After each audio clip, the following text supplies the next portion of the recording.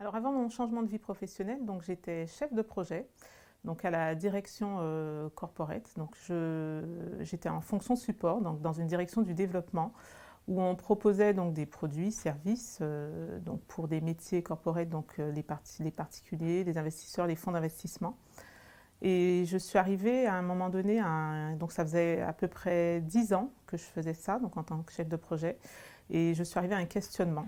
Alors ce questionnement, il n'était pas par rapport à mon métier intrinsèquement, mais plus sur la vision de ce que je devais faire ou ce que j'allais faire les 20 prochaines années. Ce qui me plaisait sur ce poste, c'était les rencontres en fait que j'ai pu faire avec les différents métiers, parce qu'en fait j'exerçais 5 métiers différents, donc en tant que chef de projet, donc sur différentes activités, donc les rencontres, l'expertise de mon métier, donc le champ de connaissances, donc ça c'était très intéressant. Par contre, ce qui me pesait vraiment, c'était la place que j'occupais. En fait, voilà, c'était vraiment le pivot de me dire, mais est-ce que tu es au bon endroit? Est-ce que tu fais la bonne chose? Alors, bien entendu, professionnellement, j'aimais ce que je faisais. Il n'y a pas de questionnement par rapport à ça. Mais c'était plus un questionnement personnel, où là, je me disais, ben, effectivement, le métier est intéressant, tu rencontres des personnes très intéressantes, tu fais ce que tu aimes, mais finalement, qui tu es? Voilà. Et est-ce que ça correspond à des valeurs que tu portes? Donc, suite à cette interrogation, je me suis déjà dans un premier temps tournée vers la RH, qui nous proposait différentes solutions, qui n'ont pas, pour moi, été des solutions que j'ai retenues. Donc, moi, j'ai jamais eu peur du changement, en fait. Donc, je considère que changer, c'est toujours une chance. C'est un champ d'opportunité. Mais par contre, effectivement, on ne change pas pour changer. Sinon, ça ne sert à rien. Il va falloir trouver une utilité à ce changement. Du coup, c'était vers ça que je tendais. Donc, le changement, certes, parce que pendant toute ma carrière, en fait, je n'ai pas hésité justement pour évoluer à changer de poste, hein. Donc, j'ai changé de poste pratiquement tous les 3 ans, mais c'était vraiment la vision. Donc, savoir est-ce que ce que tu fais est utile, pourquoi tu le fais, et dans quelle vision tu t'inscris en termes de trajectoire professionnelle sur les 20 prochaines années. Voilà, et que ça ait une cohérence entre la personnalité, c'est une rencontre en fait, hein, parce qu'on a beau dire, mais le professionnel, c'est une rencontre entre qui tu es et les compétences que tu vas mettre en face. Et c'est ce qui fait qu'après, tu peux devenir une opportunité, entre guillemets, pour, en fait, ton entreprise. C'est les bonnes personnes au bon endroit. Alors comme j'ai dit, ce sont des peurs un peu personnelles, hein, parce que professionnellement, j'avais une assise en fait. Il n'y avait pas de remise en question sur ce que je faisais ni des compétences, mais plus savoir où j'allais moi personnellement. Alors ce que je recherchais, c'était à avoir en fait alors j'ai pas envie de dire un interlocuteur, mais quelqu'un qui pourrait me retracer en fait, hein, faire un retraçage de tout ce que j'avais fait professionnellement et me dire ben voilà, vous êtes au bon endroit au bon moment et ce que vous faites, c'est exactement ce que vous devriez faire. Ce qui m'a été très utile, c'est vraiment de décortiquer, voilà, parce qu'on ne se rend pas compte en fait de tout ce qu'on fait. Quand moi je suis arrivée en bilan de compétences et qu'elle a commencé à me poser des questions, qu'est-ce que vous avez fait sur les dernières années, qu'est-ce que ça vous a apporté? C'est vrai que j'ai eu un moment où je me suis dit mais ça ne sert pas vraiment à ça en fait. Et petit à petit, elle m'a fait poser, elle a posé chaque brique de ce que j'avais fait et c'était comme une construction, voilà.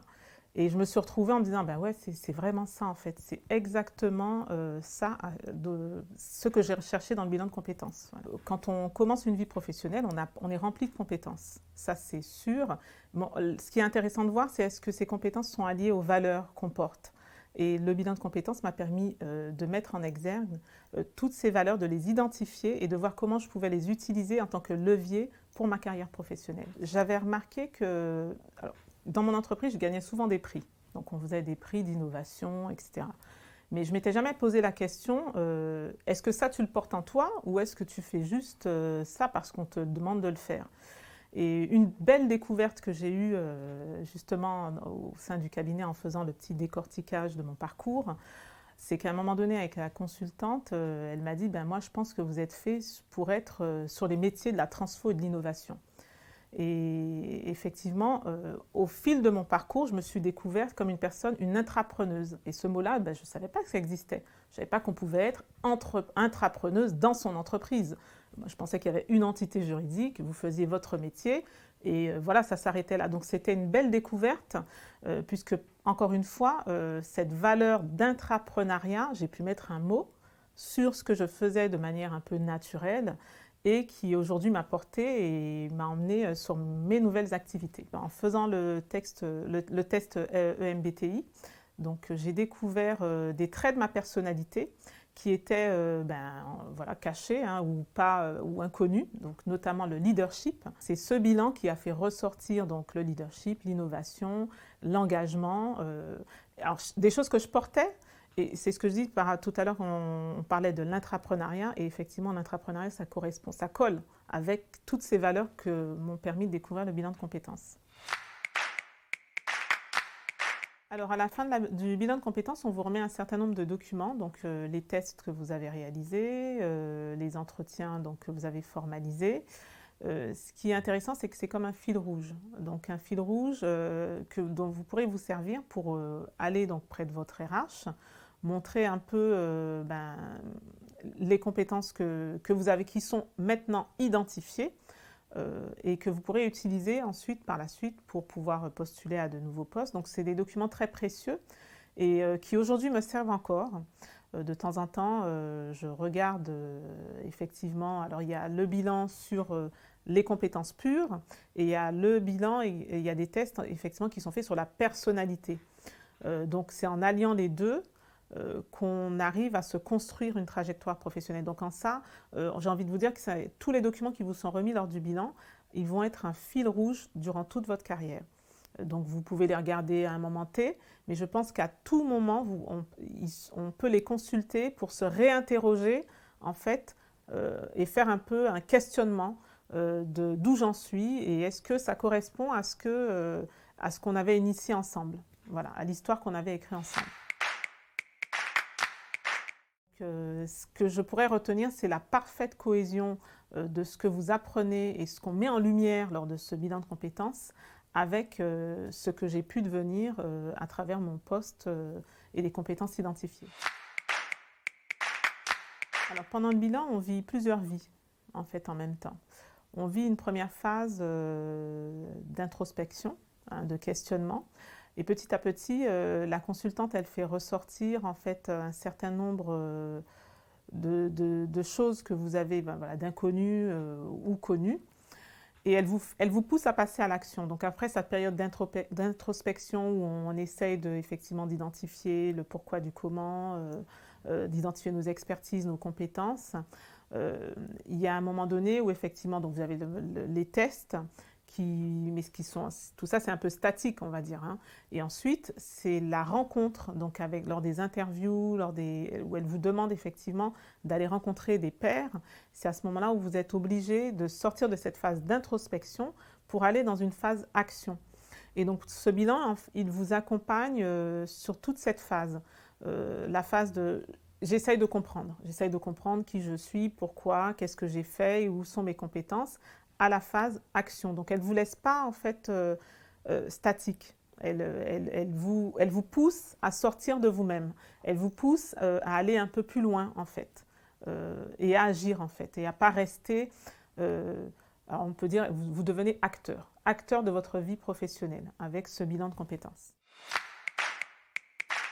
Donc, à l'issue de mon bilan de compétences, ce qui était important pour moi, c'était de passer à l'action. Donc ma consultante, elle a envoyé un mail à ma RH donc pour faire un petit point voilà, de situation et dire où j'en étais et pour dire que le bilan était terminé. Et effectivement, l'étape pour moi, le grand challenge, ça a été de postuler sur un poste sur lequel je pensais ne jamais pouvoir être prise. Et à ma grande surprise, ou pas hein, d'ailleurs, puisque ça correspondait avec ce qu'avait dit ma consultante et les compétences identifiées, donc j'ai été retenue à ce poste. Aujourd'hui, je suis responsable projet transformation distribution, donc je travaille sur des sujets qui avaient exactement été identifiés lors de mon bilan de compétences. Donc il y a une vraie cohérence et cohésion entre ce que je souhaitais faire, et ce qui avait été identifié et ce que je fais.